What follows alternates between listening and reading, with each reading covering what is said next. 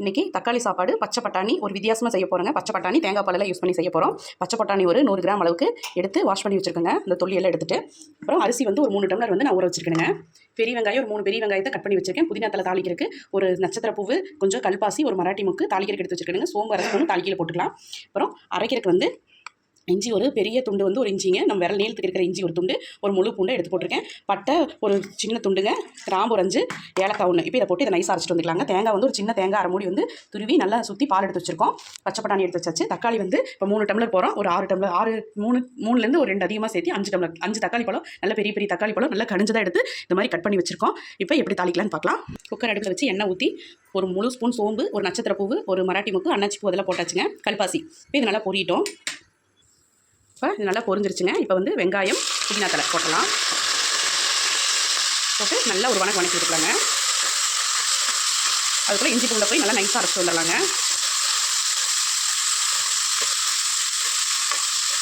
நல்லா வணங்கிட்டுங்க. இது 3 டம்ளர் அரிசி எடுத்துருக்கேனுங்க. அரை மூடி தேங்காய் அரைச்சி அந்த முதல் பால் 2ஆம் பால் அதையும் ஊற்றிட்டு அதில் வந்து 6 டம்ளர் தண்ணி வந்து நம்ம ஊற்றி மொத்தமாக தண்ணி அளவு எடுத்து வச்சுருக்கோங்க. வெங்காயத்தை போட்டு நல்லா வணங்கினதுக்கப்புறம் இஞ்சி பூண்டு பேஸ்ட் போட்டாச்சு. இது நல்லா வணக்கி விட்டுருலாங்க. பச்சை வாசம் போக வணங்கினதுக்கப்புறம் தக்காளி சேர்த்திக்கலாம். எண்ணெய் வந்துருச்சு பாருங்கள். இப்போ தக்காளி போட்டுடலாம் பாருங்கள். தக்காளி போட்டுட்டு ஒரு ஸ்பூன் வரமிளகாய் தூளுங்க, ஒரு அரை ஸ்பூன் மல்லித்தூள் போட்டிருக்கோம். இதை நல்லா வணங்கிடலாம். நீங்கள் காரத்துக்கு தேவையான அளவுக்கு வரமிளகாய் தூள் போட்டுக்கோங்க. இல்லை பச்சை மிளகாய் யூஸ் பண்ணுறவங்களா வந்து இஞ்சி பூண்டு கூட பச்சை மிளகாய் போட்டு நல்லா அரைச்சிட்டு வந்துடுங்க. இது நல்லா குழஞ்சி வணங்கிட்டுங்க. குழஞ்சி வணங்கினதுக்கப்புறம் காமிக்கிறேன் பாருங்கள். இதை போட்டு நல்லா வணக்கிட்டு உப்பு போட்டுக்கோங்க. சாப்பாட்டுக்கு தேவையான அளவு உப்பு போட்டுக்கலாம். கல் உப்பு போட்டுனுங்க. நான் ஒரு 3 ஸ்பூன் போட்டேன். போட்டு இது நல்லா வணங்கிட்டோம். குழஞ்சி வணங்கிடணுங்க. தக்காளி இருக்கிற இடம் தெரியாமல் வணங்கினா தான் நல்லா இருக்குங்க சாப்பாடு. காரம் வந்து கொஞ்சம் தூக்கலாக போட்டுக்கோங்க. ஏன்னா தேங்காய் பால் ஊற்றுறதுனால காரம் கம்மியாக தான் இருக்குங்க. அதனால் லைட்டாக அதிகமாக போட்டுக்கோங்க. இப்போ இது நல்லா குழஞ்சி வணங்கிட்டுங்க.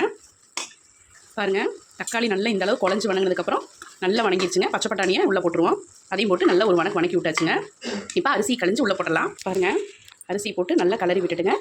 நல்லா அந்த மசாலா எல்லாம் படுற மாதிரி கிளறி விட்டுட்டு இப்போ தேங்காய் பால் தண்ணி அளந்து ஊற்றி வச்சுருக்கோம். அதை உள்ள சேர்த்திக்கலாம். பாருங்கள், தேங்காய் பால் தண்ணி அளந்து அளவு ஊற்றியாச்சு. இப்போ விசில் மூடி ஒரு 3 விசில் விட்டலாம். நீங்கள் இது வரைக்கும் பச்சை பட்டாணி தேங்காய் பால் ஊற்றி தக்காளி சாப்பாடு செய்யலைன்னா இந்த ஒரு தடவை இதே மாதிரி செஞ்சு பாருங்க. டேஸ்ட் வேறு லெவலில் இருக்கும். இப்போ க்ளோஸ் பண்ணி வச்சிடலாங்க. க்ளோஸ் பண்ணி விசில் போட்டலாம். நான் விசில் வச்சுட்டேன். 3 விசில் வரட்டும். வந்ததுக்கப்புறம் உங்கள்கிட்ட காமிக்கிறேன். பாருங்கள், விசில் விட்டு ஓப்பன் பண்ணதுக்கப்புறம் இப்படி தான் இருக்குங்க. நல்லா கலந்து விட்றணும். கலந்துட்டு காமிக்கிறேங்க. நல்லா கலந்து விட்டாச்சு. அருமையான தக்காளி சாப்பாடு சூப்பராக ரெடி ஆகிடுச்சுங்க. டேஸ்ட்டு வேறு லெவலில் இருக்கும். நீங்களும் கண்டிப்பாக இதேமாதிரி செஞ்சு பாருங்கள். பாருங்கள், அருமையான தக்காளி சாப்பாடு, தயிர் சூப்பராக இருக்குங்க. நீங்களும் இதே மாதிரி சாப்பிட்டு பாருங்கள். தயிர் இல்லாமல் சாப்பிட்றதுக்கே செம்ம டேஸ்ட்டாக இருக்கும். நீங்களும் இதே மாதிரி செஞ்சு சாப்பிட்டு பாருங்கள். இது வரைக்கும் தனுகுரு விலாக்ஸை பொறுமையாக பார்த்ததுக்கு நன்றிங்க. நாளைக்கு இன்னொரு சமையலில் பார்க்கலாம். Thanks for வாட்சிங்க.